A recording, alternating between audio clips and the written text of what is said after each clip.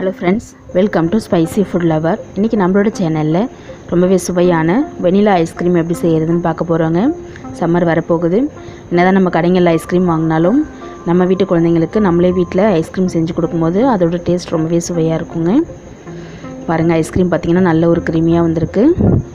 பார்க்கும்போது எவ்வளோ சூப்பராக இருக்குது பாருங்கள். ரொம்பவே சிம்பிளாக நம்ம வீட்டில் இருக்கக்கூடிய பால் பவுடர் இதை வச்சு நம்ம செஞ்சிடலாங்க. வாங்க, ஐஸ்கிரீம் செய்கிறதுக்கு ஃபஸ்ட் நான் ஒரு பவுல் எடுத்துருக்கேங்க.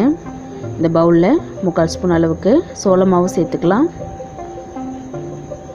சேர்த்துட்டு அடுத்ததாக பால் பவுடர் 1 ஸ்பூன் எடுத்துருக்கேன், இதையும் சேர்த்துக்கலாம். சர்க்கரை பார்த்திங்கன்னா பொடிச்சு எடுத்து வச்சுருக்கேங்க. 1/2 கப் அளவுக்கு சர்க்கரை சேர்த்துக்கலாம்.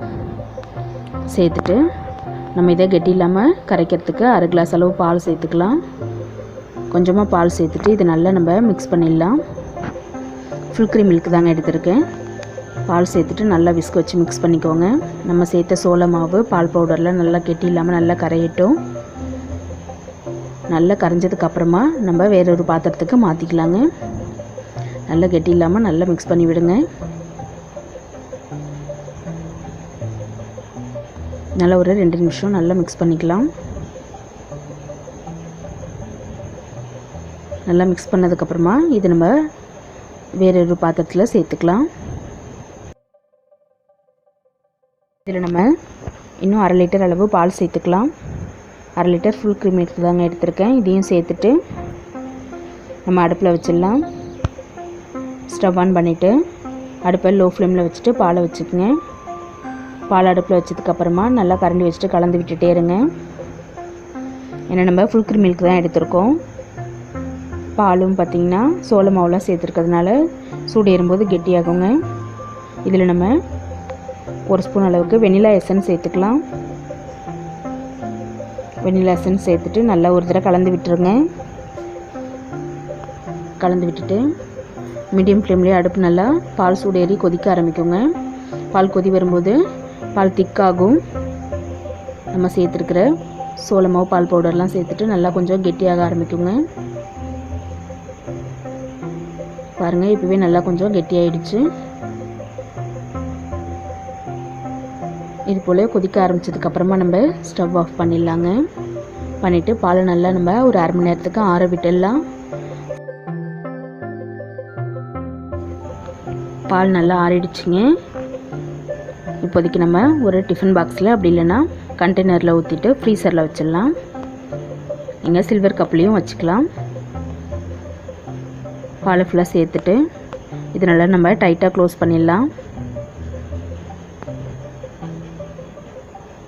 மூடி வச்சுட்டு நல்லா மூடிடுங்க.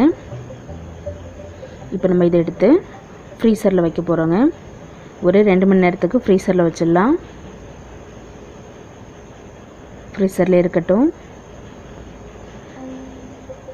அதுக்கப்புறமா நம்ம 2 மணி நேரம் கழித்து வெளியில் எடுத்துட்டு இப்போ நம்ம இந்த பாலை பார்த்திங்கன்னா லைட்டாக தான் கூலாக இருக்கும். இதை நம்ம ஒரு மிக்ஸி ஜாரில் சேர்த்துட்டு நல்லா ஒரு தடவை அடிச்சிடலாங்க. இது போல் அடிச்சுட்டு திரும்பவும் ஊற்றி வைக்கும்போது பார்த்திங்கன்னா நல்ல ஒரு க்ரீமியாக வரும் நம்மளுக்கு ஐஸ்கிரீம். ஜஸ்ட்டு ஒரு சுற்றி எடுத்துடலாம்.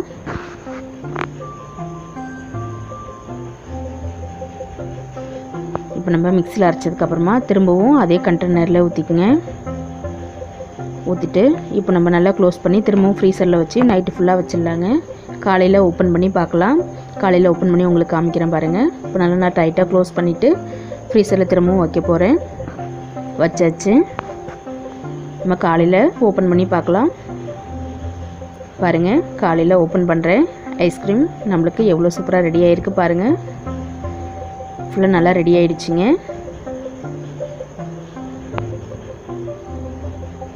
இப்போ நம்ம கரண்டியால் எடுக்கும்போது எவ்வளோ சூப்பராக வருது பாருங்கள். அவ்வளோதாங்க. இதே மாதிரியே நீங்களும் வீட்டில் வெனிலா ஐஸ்கிரீம் ட்ரை பண்ணி பார்த்துட்டு எனக்கு கமெண்ட் பண்ணுங்கள் ஃப்ரெண்ட்ஸ். இந்த வீடியோ உங்களுக்கு பிடிச்சிருக்குன்னு நினைக்கிறேன். மறக்காமல் நம்மளுடைய ஸ்பைசி ஃபுட் லவர் சேனலை சப்ஸ்கிரைப் பண்ணிவிட்டு பாருங்கள். இன்னும் வேறு விதமான புதுவித வீடியோஸ்லாம் உங்களுக்காக அடுத்தடுத்து வரும்.